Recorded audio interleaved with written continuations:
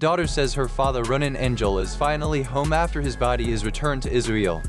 Mika Engel announced on Instagram that her father, photographer and volunteer ambulance driver Ronen Engel, is finally home after his remains were handed back to Israel from Gaza. The 54-year-old photographer was among the dead hostages returned by Hamas on Saturday, together with 30-year-old Thai farm worker Santhaya Akrasari, who had been killed during the Oct. 7 assault.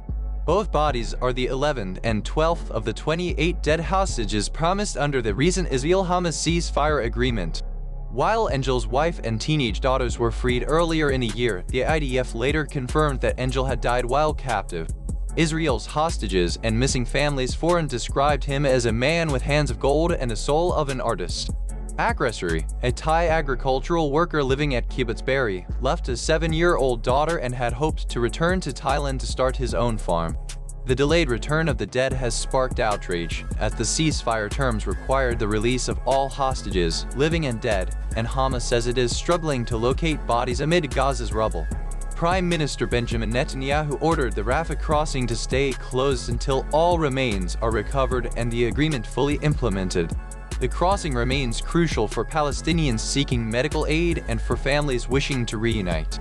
The IDF urged Hamas to honor the deal and return all bodies, while the United States downplayed accusations that the delay breaches the ceasefire, a point President Donald Trump highlighted as a victory on his recent Middle East tour.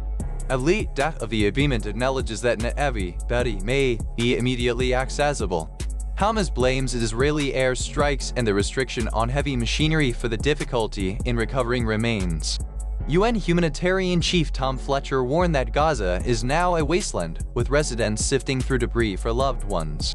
Under the US brokered deal, Hamas also returned all 20 living hostages and Israel freed 250 Palestinian prisoners and 1,718 detainees from Gaza.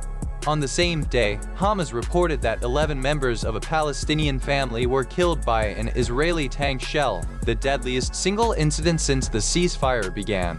The Israeli military said it fired on a suspicious vehicle that may have crossed a loosely defined yellow line separating Israeli-controlled areas. The broader conflict, sparked by the Oct. 7 attack that killed about 1,200 Israelis and took 251 hostage, has resulted in over 68,000 Palestinian deaths according to Hamas-run health authorities, figures the UN regards as credible. A recent UN commission accused Israel of genocide in Gaza, a charge Israel dismissed as distorted and false.